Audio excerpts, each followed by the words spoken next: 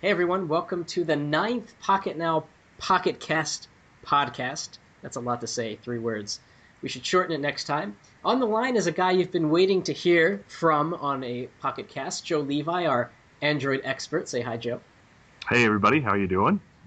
Awesome. And so this is fun. If I sound a little bit more clear today, that's because I got one of those snowball microphones. They're so big. They're the size of like a softball. And I know it's going to sound weird when I say this, but they also smell really weird. Joe, how does your microphone smell?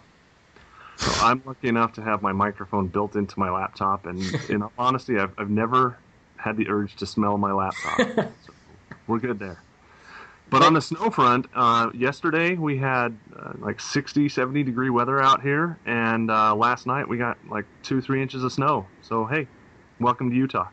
So why did you move to Utah, or did you always live there? Oh, I grew up here my whole life. This is home. I've gone lots of places, but I always keep coming back here. Very good. I wanted to elaborate on the smell of new electronics. Do you know that certain smell when you get a new laptop or a phone and it's got that smell? Yeah, it's all of the stuff they use in the manufacturing process, off-gassing and giving you cancer. Oh, is that You may not want to smell stuff that closely. really? Usually when they run a PCB through like the soldering process, it's really a cool process to watch. They kind of solder everything all at once. They stick all the little components onto the board, and then they run it through a big soldering bath, and solder sticks where it's supposed to and doesn't where it's not supposed to. And then they have to go through and wash off all of the extra stuff that might have stuck where it wasn't supposed to. And when you start running your new electronics, that all gets nice and warm and evaporates off, and that's the kind of ozone-y smell that you have when you first open a new product and start using it. Man, I should stop sniffing phones. Phones and glue, two things you shouldn't sniff. Well, yeah. Anyway, so let's talk about phones, shall we? So we've got a lot of things to talk about here, and we're going to start off with something that we posted about on 28th of March about, Apple's Worldwide Developer Conference is coming up on June 6th, and there will be a keynote of some kind, but it may not be for the iPhone 5. It might be for iOS 5. That's something that everybody's kind of leaning towards. It's going to be a little bit of a letdown for a lot of the fanboys out there who always expect to see new hardware, new components, new whatever at these keynotes. But we've been seeing iOS updates go in just incremental points, 4.1, 4.2, and whatnot. To see a jump up to iOS 5, there's got to be some more magic inside that build than in the 4 points that we've been seeing in the past. So even if we don't see new hardware, I think a big jump in operating system version will likely include some neat toys and hopefully some stuff that the Apple guys out there have been waiting quite a while for. Yeah, that's a really good point. The jump to 5.0 is really leapfrogging a lot of the sort of interim versions that are usually reserved for small feature upgrades. But going to 5, it kind of reinforces the idea that my headphones just got unplugged. That we'll see a new kind of notification system and maybe some use of the home screens, which begs the question, Joe, you are not an iPhone fanboy. However, I'm sure you equally get very excited when this time of year comes around and the new iPhone comes out. Oh, absolutely. I'm not a big Apple fan at all, and that comes across in my writing, and I kind of like to make fun of the other side, and I expect that the other side kind of makes fun of me too, and it's just a nice, fun banter. But the thing we've got to remember is Apple changed the game, and they're really, really good at doing that, both with smartphones and tablets and desktop computers. So even though I'm not a big fan of their solutions, I'm a fan of what they do, and that's push the entire playing field forward. That's Windows Mobile, that's Windows Phone 7, that's Android Tablet. They're the ones that are doing the driving and making all of the rest of the players stand up and take notice and not rest on their laurels. And then you've got Android, which has the most amount of market share right now. So at what point do Android phones start influencing the next generation of iPhone, or is that just thinking about it differently? Well, I think, and I kind of hope that we'll see this with iOS 5. Android has really pushed the user interface. We have widgets, we have a lot of neat things on the smartphone version of Android. We've got an entirely new interface over on the tablet version of Android, and it kind of, and put that in comparison with what we have right now and where iOS came from, and iOS is looking a little bit old. It's looking a little tired, and it needs a refresh. So I'd kind of like to hope that we're going to see some major UI changes and hopefully some widget support in iOS 5, and I think that'll be a cue that they're taking directly from Android, and to a lesser extent the live tiles from Windows Phone 7. Widgets seems like a good evolution, but I want to see them do something better than widgets. I mean, there are problems inherent to widgets, which, of course, they sometimes don't load in time, they use CPU cycles, they wear down your battery life when you have a lot of them. It wouldn't surprise me if Apple sort of leapfrogged the concept of widgets, but what do you have after that? I think that's the perfect question. Widgets fill a hole that was left out in Apple's big list or big grid of icons that's kind of become synonymous with what iOS is. Widgets fill that, and yes, there are some inherent drawbacks because essentially with a widget you're either running a full version, a full app, or at least a miniature version of that app that can tie into data, and that does take up CPU cycles, and that does take up some screen real estate bigger than what just an icon does. But what is there? What's next? I really don't know. Live wallpapers and widgets together maybe could have some kind of a love child that Apple has got their creative minds wrapping all of the creative juices around to see what they can come up with. But that's a question I really don't know. I can't answer. How would that look if you were to interplay live wallpapers with widgets? Well, the downside really to live wallpapers is you can have a live wallpaper that does one thing and that's it. That's all a live wallpaper does. It's a wallpaper that has some level of interactivity to it.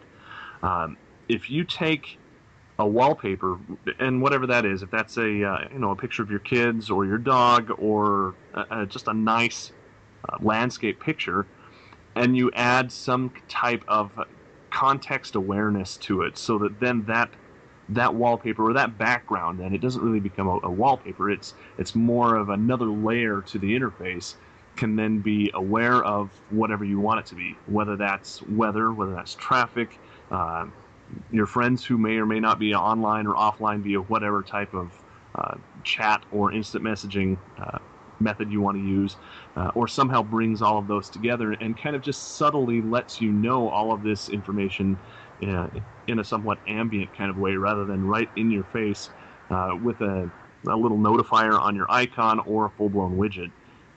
Doing that elegantly and simplistically, so it's really something someone can pick up and get what it's doing. That's the hard part. And if they can pull that one off, I'd be really impressed. I think you either just defined a really new and interesting way to think about a smartphone home screen, or you just described widgets. or a little bit of both. A widget is very specific in what it does, and a live wallpaper is very specific in what it does. But if you could combine those two into, to coin a phrase, I guess, would be an ambient aware background layer, if you will. I think that may be a natural evolution of where we're going. This might be a good editorial to write, by the way. I'll put that on my list. Nice. Yeah, that's an interesting idea. Let's jump to the next topic. So we're talking about the Xperia Play. We reviewed it this week. Hopefully you all had a chance to see our review. Dan Webster gave it a 4 out of 5. Sort of to summarize, what he liked about it was a good battery life. You could actually play real PlayStation games on it. The stereo speakers were loud, which is rare for a phone of any kind. The screen was big, it was bright, the software was stable. What he didn't like about it Was the front-facing camera was kind of crappy. The screen was plastic, which is amazing. It's large and heavy, and game selection is limited at this time. And then we ran a story on April 1st, and this wasn't an April Fool's, unlike most of the other things posted on that day. And with word that Sony Ericsson is going to launch 60 titles, 60 PlayStation phone, if you will, specific titles. It's pretty impressive, the selection of games, or at least the quality of the games, because the selection's kind of bad right now. But you can legitimately play PlayStation games on your phone. I'm trying to look for the list that Dan has. Here we go. Crash Bandicoot, FIFA 10, Star Battalion, The Sims 3. It's just really impressive stuff. Joe, do you think this device, with its ability to play PlayStation games under a plastic screen, is going to be it's going to be big? Well, yeah, absolutely. A couple things we need to keep in mind. We're coming from a PSP, which was a relatively large, relatively heavy device, and a lot of that was because it played optical discs. Sony they're trying to get the mini disc to take off, renamed the UMD, renamed the whatever, and that's what we had in the PSP. Well, the PSP had a lot of features and a lot of capabilities, and one of those was the ability to connect to Wi-Fi and, in fact, to run Skype, which then kind of opened the door. If you can run Skype over Wi-Fi on your portable media player, then why not make a PlayStation phone? So, taking that in mind, we've got the Xperia Play, which is just that. It's essentially a phone that has PlayStation or PSP capabilities built into it. Now, it's a first generation, and I think they're still trying to figure out exactly where that happy medium lies. Is this more a phone than it is a portable media player and game player, or is it the other way around? And for a first stab at it, they have some growing pains that they're obviously going to go through, but I think they've got a very solid device up front. I'm going to pull some words out of my Apple hat here. It's a first offering, and they don't want to give everybody everything in that first offering. Whether that's to try and sell more of the second generation device, or whether that's to find out what to put into that second generation device, that may just be semantics. But for what they have now, it's a very solid platform. It's a good direction, and whatever the second generation device is going to build on that. And I think all of the shortcomings that we see in this device are going to be gone away with the Xperia Play 2, or whatever it may be called. Yeah, this was obviously somewhat of an experiment, and you can tell by the sort of how it was leaked in the beginning, and then it was announced much later, and now it's got an identity crisis. Is it more so a gaming device, or is it more so a phone? I think where they got it right, though, was designing this to look kind of like a PlayStation, a PSP. I mean, when you slide out that gamepad, it's characteristically characteristically a PlayStation device. I mean, you see the triangle, the X, the zero, or actually it's a circle and a square, and I think they got it right with that. And it really makes it compelling. I mean, picture going to a coffee shop and seeing some teenager or some 40-year-old guy, what have you, playing with this thing. I mean, it's going to turn heads, especially if you're a gamer. Well, yeah, there's a lot of brand recognition that centers around not only the PlayStation Portable, but also around just PlayStation in general. The control pad is the same, just adapted for the platform, for both the game console and the portable, and they wanted to carry that trade dress over onto the Xperia Play as well. It makes sense for them to do that. And again, finding out how that works out, obviously it's built on Android, so it's a phone first and a game station second. But that really is just in the details. You can modify the interface and make adjustments as need be to cater to whatever it is the audience wants. All right, so let's move on. The next thing on our list, Sprint is officially opposing the acquisition of T-Mobile by AT&T. Duh. If this happens, Sprint will be the smallest carrier. Right now, they're number 3 out of 4. What will happen to Sprint, do you think, Joe, if this goes through? Well, I think you hit it right on the head with the whole duh moment. Sprint is, in my opinion, they're kind of backwards with technology. Sprint and Verizon both. They're both CDMA, which seems more like the history than the present. And we know that there were some rumors that T-Mobile and Sprint were in talks regarding a merger, and we just kind of scratched our head and wondered how that might work out. A GSM carrier and a CDMA carrier, and how that could possibly work out in any stretch of the imagination. But the question, what's going to happen to Sprint? I think Sprint being an underdog is really going to excel. They've had their ups and downs. They're going through some growing pains and some political internal wrangling with WiMAX, but they're positioned to be the company to go to if you don't like one of the big two. Which is really all it's going to be down to. You're going to have AT&T or AT&T Mobile, whatever we're going to call them, and then Verizon. And if you don't like either one of those two, who else is left?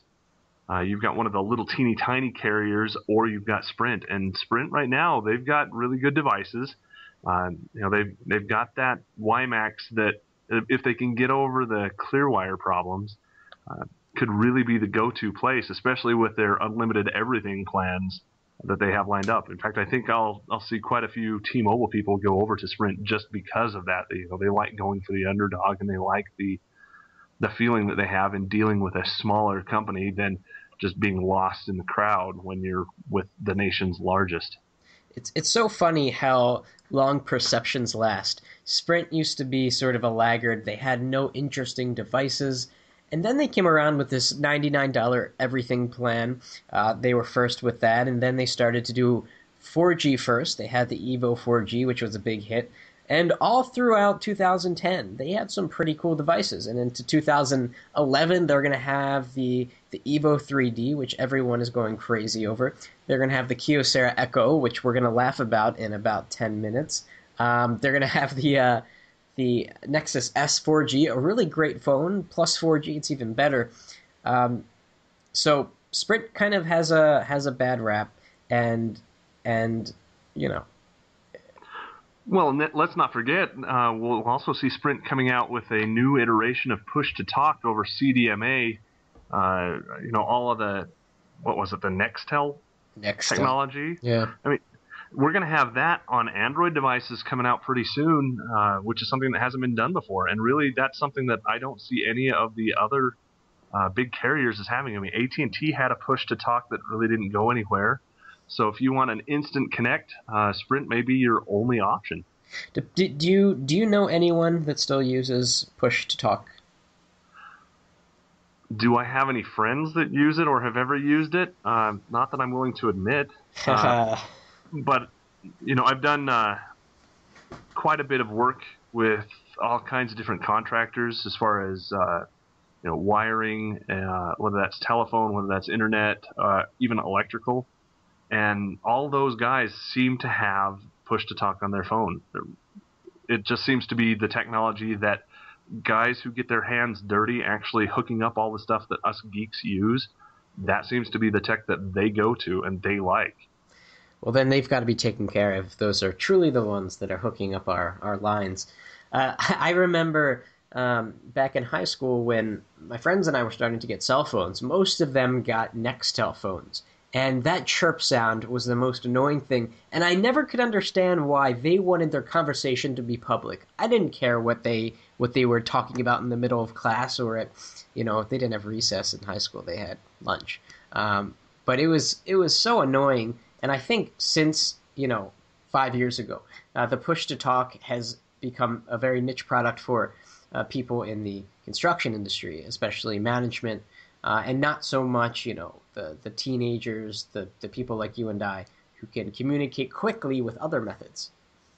Yeah, I mean, when you're talking about dispatching someone or a group of someone's to do a job, when you have that bulk broadcast where it's very simple, you push one button and you're talking to your entire team. That was kind of a tongue twister. But when you've got that functionality, that's what else does that. You might be able to send a group text, but for somebody who's working with their hands, they can easily listen to their phone, but they can't necessarily pull it out of a holster on their hip and read a text message and then reply to it.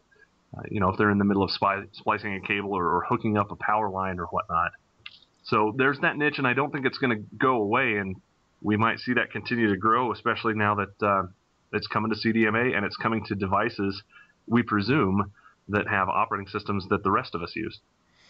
Yeah, I guess it's one of those features where, kind of like video chat, where it can be cool on paper under the right use case scenarios, but of course, the other people that you're communicating with have to have that the same capability on their phone. Well, not only that, but you have to have your hair done just right, and for the female listeners, they also have to have their makeup done before they answer the phone. So that's something that not having a picture broadcast kind of helps out with. Do you use video chat, by the way? Outside of the experimentation that I've done for my videos, the only time I have done video chat was over the Google Talk Gmail plugin with my mother-in-law. And that was more just to get it up and running for her so she could talk with her brother who's out of state, so they could keep in touch. It's not on their phone. She doesn't have a phone that can do that, but she can do it over her computer, and that's really the only practical experience that I've had. And outside of business trips where you're away from your family, I don't see it as being a real big necessity. And for that, you've got your laptop. Yeah, and this is certainly a digression from what we were going to talk about, but it's interesting because they've had video chat in Europe for so long, and Tony, who writes for Pocketnow, of course, has used video chat in the past, and I've grilled him on this back in 2005, 2004. I was fascinated. So what happens when the other person wants to answer, but they don't want to show their face, and all these kinds of questions? And at the end of the day, he said he seldom used it. And it's just a thing that doesn't make sense. It's the most probably inefficient way that we can communicate with a mobile phone, unless you're traveling on business, as you imply, or as the Apple commercials try to create an experience around baby's first step, or see the look on Grandpa's face when he sees the baby being born. It's just there's not many use case scenarios. Well, yeah, absolutely, and that was a sentiment that was mirrored by a lot of our readers who were commenting on some of the articles that we ran. This has been around in Europe and Singapore and other places for quite some time, and it really came into vogue for a month, 2 months, 6 months maybe, and then okay, great, the network can handle it. The novelty's worn off. Let's move along. But then over here in the U.S., where we haven't had that, our networks haven't been able to support it. Now all of a sudden it's new, it's neat, it's fantastic until we really get our hands on it, and then it just isn't all that. Phones are phones, and they're there to talk on or to text on. It's really not a video device, and maybe we're in our infancy and we'll grow into it, or maybe that's just something novel and unique. But to your point about the baby's first steps, I've got a smartphone on my hip right now that has a 720p video camera on it. Why am I going to do a video chat and not record that on a video that I can put on YouTube or Facebook and then keep that for forever? Why do I want to have that moment just lost in a phone call?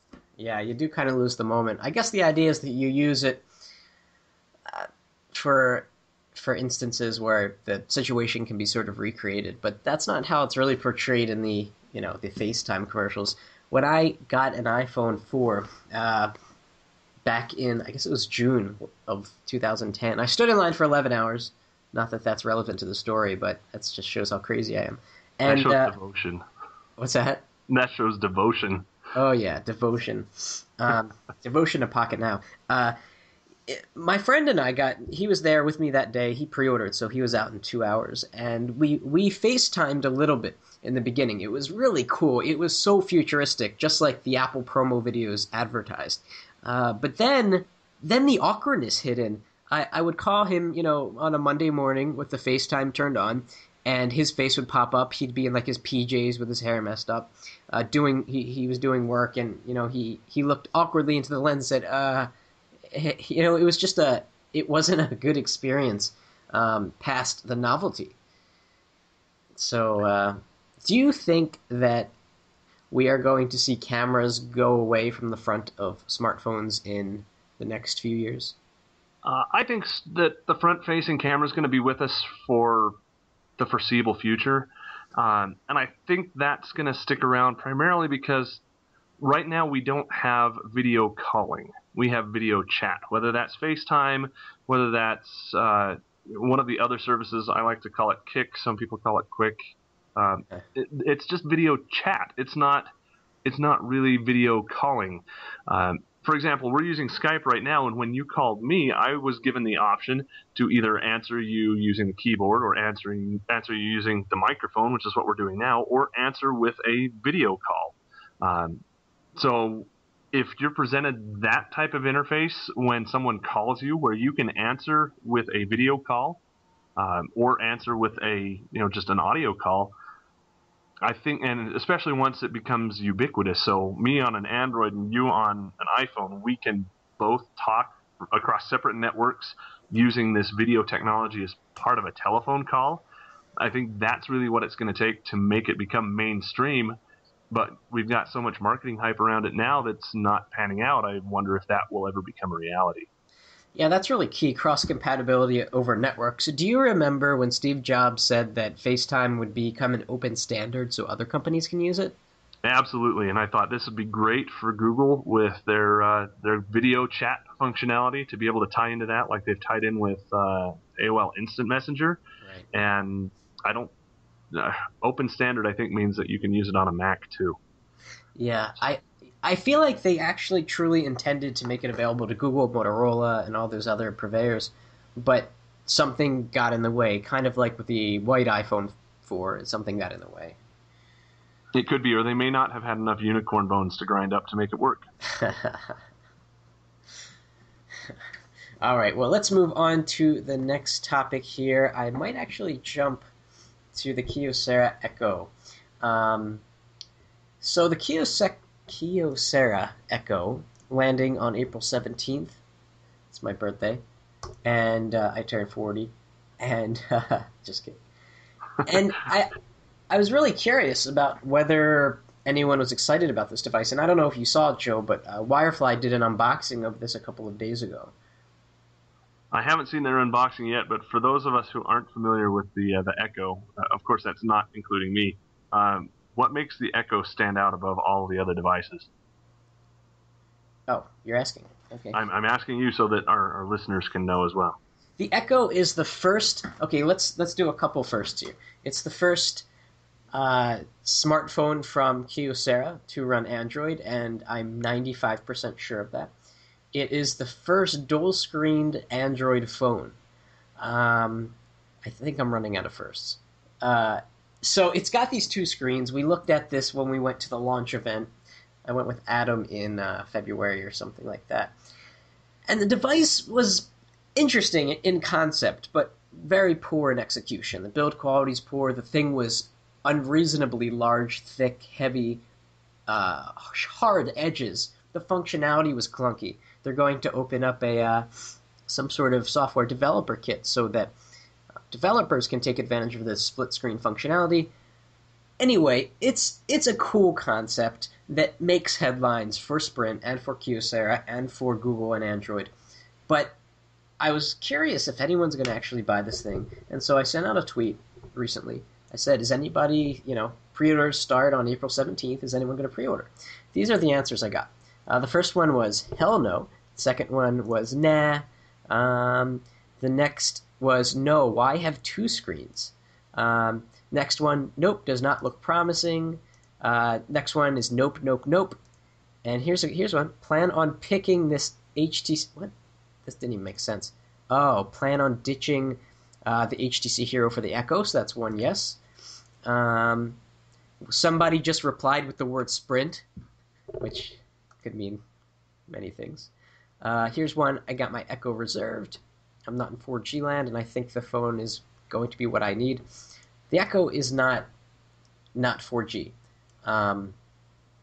So overall, the consensus in our unscientific survey of Pocketnow Twitter followers is that it's not going to be that popular of a device, and it kind of makes sense. What do you think of the Echo based on what you've seen, Joe?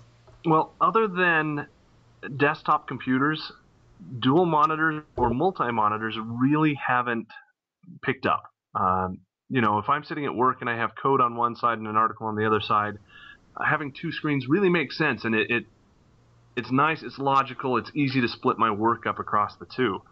When you talk about on a laptop with an auxiliary display, Microsoft tried to do that.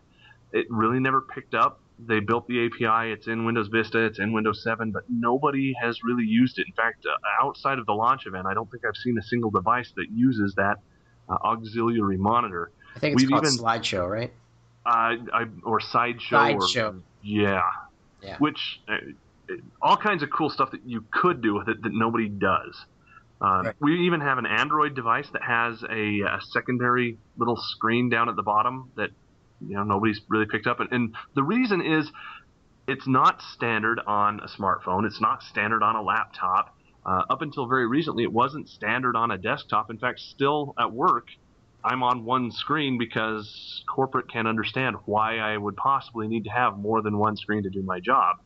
So now you talk about the Echo, which is a smartphone that has two screens that they can do some cool stuff. First of all, you can flip that thing open and have a soft keyboard that's kind of like a physical keyboard, but not, which kind of negates the utility of it, in my opinion. The reason I like having that physical slide-out keyboard is for the tactile experience, which this isn't going to have. It's still going to have a nice big screen to be able to type on, but it's not going to have that tactile response. So that's one potential that they could really hit, but I don't think they're going to do well, which leads me to the last really pro that I have for it, and that's this could potentially be a tablet in a smartphone form factor. When you fold that thing open, you have two screens that are essentially about the same size as a small tablet, so you can start getting more of a tablet-based interface and possibly even a honeycomb-like interface where you have one screen devoted to, say, a list of items, and like Gmail, for example, where you have all of your inbox listed, and then the other screen devoted to just showing the one selected item, the current email, for example. So there's some potential there, but again, the API isn't part of Android. It's something proprietary, and you have to code specifically for it to be able to use it, which is something you've got to get buy-in from developers. And speaking as a developer, I really, unless I'm being subsidized by the cell phone manufacturer Sprint, I kind of question whether I'm going to get any payback for the time that it takes for me to figure out how to do that, do it elegantly, and then actually code it into to my app that hardly anybody's going to use because that's just one phone out of a sea of many. Yeah, this the API situation, or SDK, whichever is the right terminology, it's a very fun PR thing to do for a company. And if you look back in history, a lot of technology companies have offered an API or whatever, so that the third-party developers of the world could deploy their resources and everyone could contribute and it would be great. But I think developers are smarter than that, and they realize that this is one device on one carrier with a company that has no track record on a device that looks half-baked, and so they're not really going to spend much time working on it. That said, I think that if you fast forward 2 years and you task HTC with making a device like this, so two screens, 4 inches each, maybe Super LCD, QHD resolution, so if you combine both displays, you get, doing math, you get 1920 by, this is going to be ridiculous, 1920 by 1080 resolution. I hope my math was right. You've got dual-core 1.5 gigahertz processor. with a dedicated GPU, a really thin form factor. Perhaps the displays are even flexible. Who knows? And they've modified the software so deeply to where you can literally run one app simultaneously with another. The Echo sort of does this. It puts one of the apps in hibernation mode, unless it's a special Kyocera app. So I think, given the right circumstances, which we don't have really the capability for in 2011, a dual-screen Android phone could be awesome. Imagine, Joe, looking at your email on the bottom screen while browsing the web on the top screen. I mean, it's that same dual-screen paradigm that makes desktop computing with two displays so highly productive. Absolutely, or even look at two different communication media where you might be looking up an email and chatting with someone else. Or if you want to take things over to the scientific realm of the XDA developers, hey, you've got two cores here. You can partition off some space. Why not run Android on one screen and Windows Phone 7 on the other? Hey, what would be the advantage to that? Can you imagine side-by-side comparisons on the same device? That would be cool. It's one of those, why? Because we could. Devote one operating system to one core and the other to the other one, and you're going to have some problems getting to the cell phone radio or the Wi-Fi radio or whatnot. But we figured out GPS sharing, so maybe we could figure out some type of sharing between those. But just one of those cool things that maybe you could do it, or maybe even iOS on one of the screens. Wow, you're really going far out there. Oh, I'm curious as to why iOS hasn't been ported to anything, really.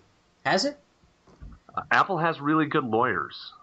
I mean, that's the big thing. You have Mac OS that has been out available on some non-Apple hardware, but every time you get somebody that does that, they get shot down. This recent turn, it took quite a bit of time before they finally had to pull. I forget the name of the company. Do you remember off the top of your head?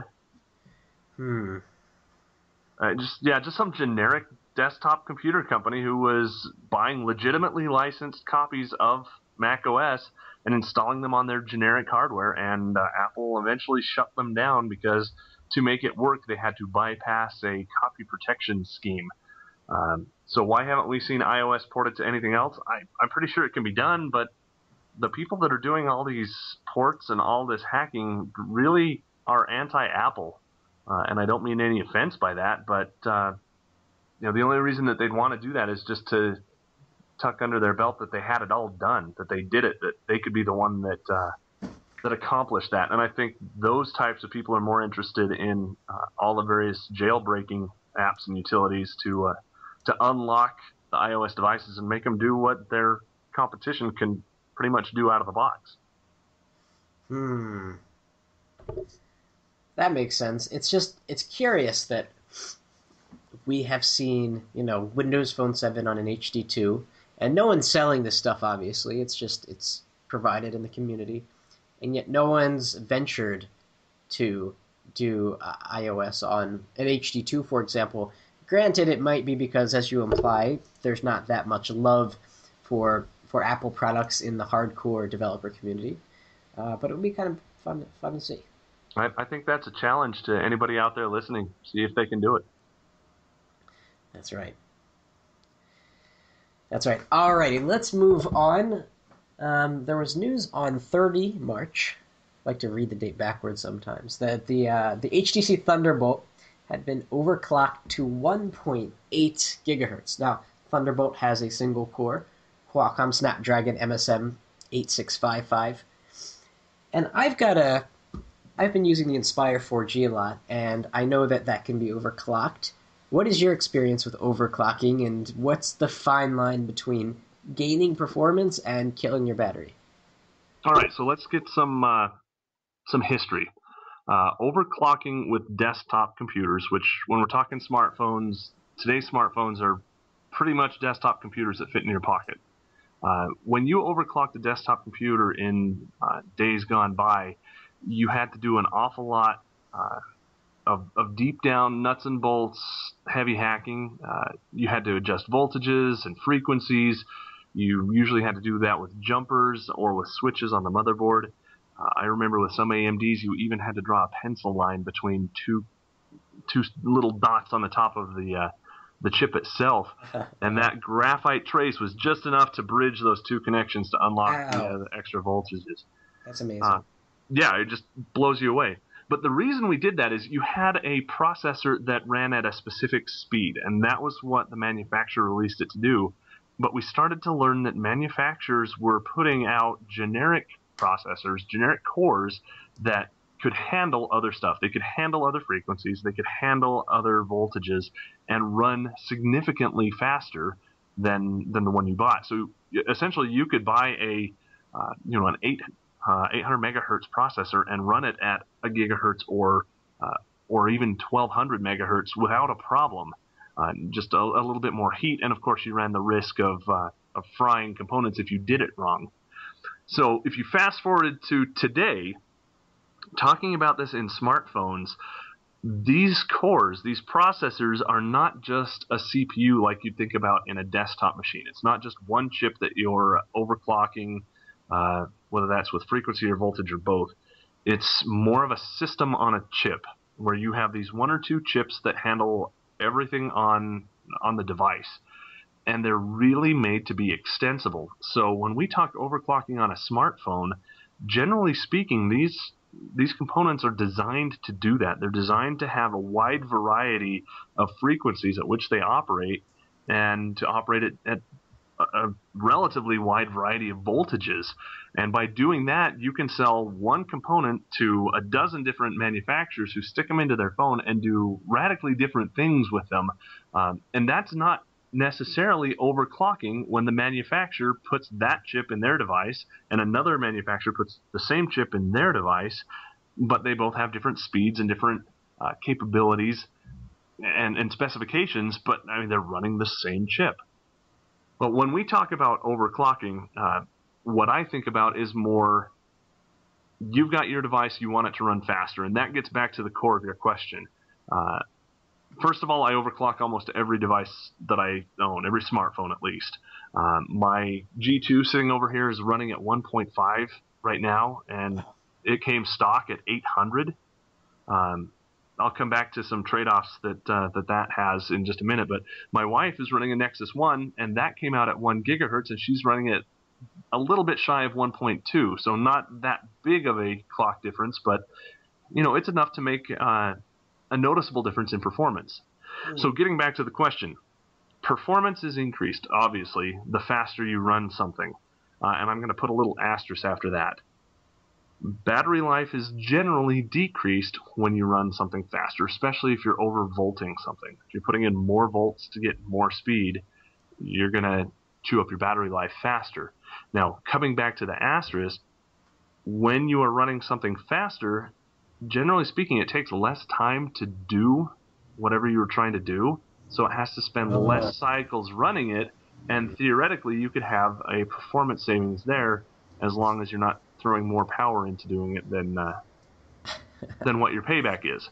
So the other little subnote there is we're getting to the point where our processors are fast enough that we're outpacing the operating system or the apps that we're running. So even overclocking almost double what came with that G2 originally, I'm not seeing that much practical use. We've got a lot of very vocal readers out there who either like or dislike running benchmark utilities for a variety of reasons. But in practical use, I don't see that much performance difference between 800 and 1500, even though that's almost double in speed. So coming back around to battery life, what I've done is I've got my phones, both the Nexus 1 and the G2, set up so that they are dynamically scaled. They will clock up or down depending on demand, which adds a little bit of overhead there because you have to wait for that demand to hit before it scales up and scales back down. But I've got my device over here set to run at 256 megahertz at the low. So when it's just sitting there idle, it's running really, really, really slow, and that extends my battery life out significantly. But then when I need the extra oomph out of it, when I'm loading an app or when I've got a very resource-intensive app, it can scale all the way up to 1500 and go from there. So if you're smart about overclocking, especially now that there are apps, the app that I use is called Set CPU for root users, and I think it was $3 or $4, so not much at all.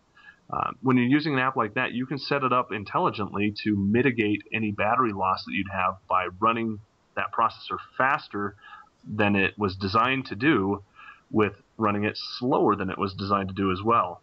In fact, you can also go in and set up profiles, and this is the other half of overclocking. It usually generates more heat than stock.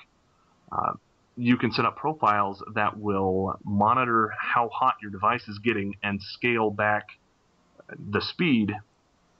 As it gets hotter and hotter and hotter, it will start running slower and slower and slower, which is actually something that I believe they took from Intel with the Pentium 4s, who will dynamically scale the speed of the processor down when they start to get hot. Yeah, I was going to say, don't the modern chips for smartphones of today, the Snapdragons and the ARM processors, don't they already scale on the fly?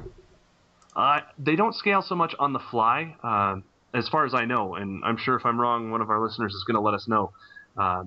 From what I understand, it's something that's configured by the manufacturer, and they kind of lock that into place, traditionally inside the kernel. That's why we do so many articles on when a manufacturer releases their kernel source code into open source, so that custom developers can go out there, get into that kernel, and they can start messing with those voltages and frequencies to start either overclocking, underclocking, or open up the ability to do it dynamically through an app like Set CPU. Right. All this is making me want to really see at what point my device starts to melt. Like I said, I've been running this G2 all day long, from about 6, 7 o'clock this morning, and here we are in mid-afternoon, and I've streamed some Pandora. I've listened to some some music over the Amazon Cloud Player app. I used Waze on the way to and from work and on the way to and from lunch, and I still have 36% of my battery life left. The phone itself is a little warm, but it usually is after you've been running GPS anyway, so overall, overclocking for me has worked out really, really well. And on a cold night, you can snuggle up with your warm smartphone. Yeah, you just launch a really resource-intensive app, a game or whatnot, and you can just tuck that thing into your shirt pocket, and it's great. Interesting. Well, we should remind everyone that in order to overclock, you need to root your device, which is slightly risky, but if you've got a little bit of patience, I'm sure you could figure it out quite easily.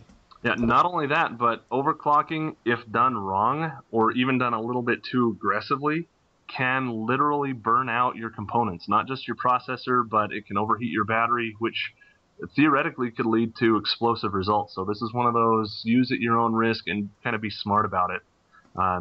Not that I'm trying to pimp the app, but Set CPU for root users has a set of built-in profiles that will actually detect what device you're using, and if it's got that in its database, it will automatically set up the minimum and maximum scaling for you, just so you're going to be less likely to cause physical damage either to the device or to yourself. So a good idea would be to use the avoid explosion profile on Set CPU. They don't have that just yet, but I think we're going to send an email to the developer to include that as a profile. That'd be great. Very good. Well, that's very interesting stuff.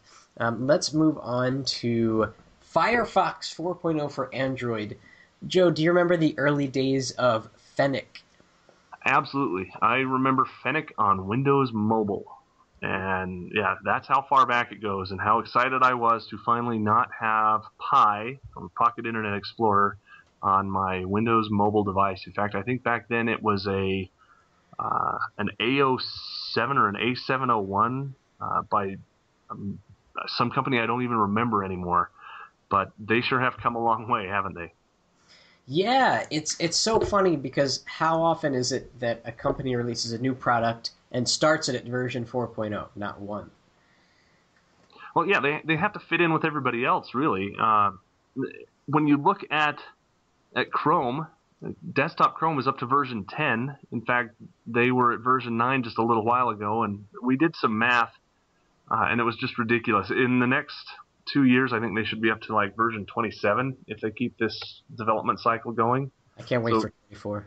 Yeah, version numbers are just ridiculous anymore. But coming out with Firefox 4 for the desktop browser and Firefox 4 for mobile browsers was kind of coincided so that they could have some co-branding there. You know, you're running Firefox 4 on your desktop or laptop, you love it, it's great. And by the way, there's also a lighter version of that you can run on your mobile device too. It's like Windows Phone 7 and Windows 7. Yes, absolutely. It really should have been Windows Phone 1, shouldn't it? It should have been. So the browser is interesting. I like the tabbed interface, the way you swipe to the right to get your tabs. A big problem, I think, with mobile browsers is that they've yet to capture the ease of tabbed browsing on a desktop. What I like about the Inspire 4G and any HTC Sense device is that you've got that really cool pinch gesture that will zoom you out to the tab view. But performance in that tab view is really bad, so they've got half of the equation right. But here in Firefox 4.0, very easy tab management. You can add plugins. It's not the fastest browser, even though they're claiming it to be. We did tests and it wasn't. Not that they were the most scientific tests ever, but it's a reasonable choice. What browser do you use, Joe? I've used almost every browser available for Android out there. And they all have benefits and they all have their advantages and specific use scenarios. I keep going back to the default built-in browser, which is a Chrome variant. And in my video of browser, which is Chrome, versus I forget which build of Firefox 4 it was, but I compared the two, and as a web developer, I look at browsers that are very, very standards compliant. And usually trend toward those for my personal use. And Firefox was beating Chrome hands down. In some cases, Safari beat Chrome hands down. But I keep going back to the ease, the simplicity, and really the elegance that is built into the stock browser. And, HTC Sense devices use kind of an HTC modified version of that stock browser. They're trying to improve upon it. Whereas Firefox doesn't use that rendering engine at all. They have their own. So it adds quite a bit of weight to the application. It adds quite a bit of weight to the what you have to install on your device. But they've done phenomenally well, and I'm glad that there's competition out there. At the very least, it's going to put Google on report and let them know that there is a more standards compliant browser available for their device that is kind of pushing the user interface envelope, if you will. They're handling things a little bit differently, whether it's right or not, whether you like it or not. They're doing things differently, and that has to be sending a message back to Google, letting them know, hey, you've got to continue to innovate or you're going to get passed up, just like Microsoft got passed up in the browser wars, and eventually Firefox being passed up with both Safari and Chrome as well, and now they're playing catch up with Firefox 4 for desktop. It's interesting that you say that you tend to use the most standard compliant browser.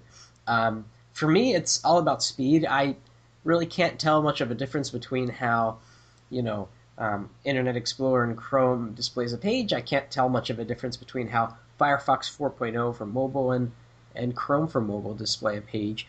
I'm just curious to know what other people think about that, whether it's speed for you, or maybe it's tab management, or maybe it's Flash.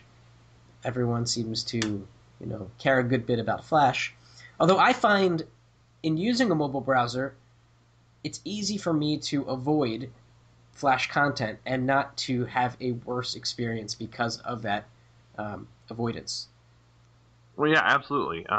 Flash, again, I'm a web developer, and I think Flash needs to die a quick and painful death. However, there's an awful lot of Flash content out there. So before everybody gets all upset with me saying that Flash is with us and it's going to remain, I agree entirely. And there is definitely a place for it that current technologies are trying to replace, and Adobe is, in all honesty, doing a very, very good job trying to keep up with those new technologies. But like you, I like speed.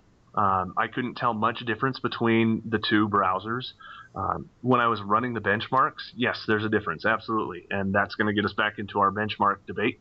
But it's, for me, as long as I have a significantly fast enough browsing experience, and as long as that browsing experience is friendly enough to me, is the way that I think that it's supposed to be, I'm not going to know the difference between one browser and another. And I really shouldn't. It's the same internet. It should look the same. It should feel the same. It should function the same.